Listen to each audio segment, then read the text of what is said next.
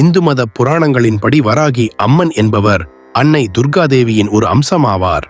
ஒரு சமயம் இரத்த பீஜன் என்கிற அரக்கனுடன் மகா துர்காதேவி போரிட்ட பொழுது தன்னிடமுள்ள மகா சக்தியை 7 பாகங்களாக பிரித்து 7 சப்த கன்னியர்களை தோற்றுவித்து அவர்களை இரத்த பீஜனுடன் போர் செய்ய அனுப்பியதாக புராணங்கள் கூறுகின்றன. அதேபோன்று திருமால் வராக அவதாரம் எடுத்த பொழுது அவரின் துணை அவதார சக்தியாக லட்சுமி தாயார் எடுத்த வடிவம்தான் வராகி அம்மன் வடிவம் எனவும் கூறப்படுகின்றது. வராகி அம்மன் காட்டுப்பன்றியின் தலையும் மனித பெண் உடலும் கொண்ட வடிவமான பெண் தெய்வமாவார். இந்த வராகி அம்மன் என்பவர் கருப்பு நிற ஆடை அணிந்து சிம்ம வாகனத்தில் வீற்றிருப்பவள். இந்த அன்னைக்கு 8 திருக்கரங்கள் உண்டு. அவற்றில் ஒரு கரத்தில் ஏர்கலப்பை, ஒரு கையில் சூலம், ஒரு கையில் ஸ்ரீசக்கரம், ஒரு கையில் கதாயுதம், ஒரு கையில் சங்கு, ஒரு கையில் அங்குசம், மற்ற 2 கரங்களிலும் அபய மற்றும் வரத முத்திரைகளுடன் திகழ்கிறாள். தாந்திரீக வழிபாட்டு முறைகளில் வராகி அம்மன் முக்கிய தெய்வமாக வழிபடப்படுகிறார்.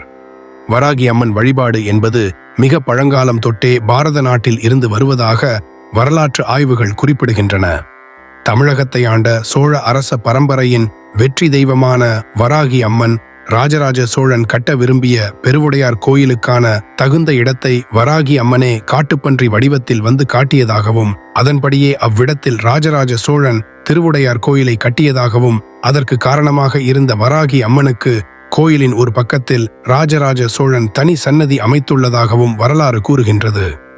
ஒவ்வொரு மாதமும் வருகின்ற வளர்பிறை மற்றும் தேய்பிறை பஞ்சமி திதிகள் வராகி அம்மன் வழிபாட்டுக்குரிய சிறந்த நாட்களாக இருக்கின்றன. அத்தோடு புரட்டாசி மாதம் வருகின்ற நவராத்திரி நாட்களில் 5வது தினம் வராகி அம்மனுக்குரிய தினமாக இருக்கின்றது.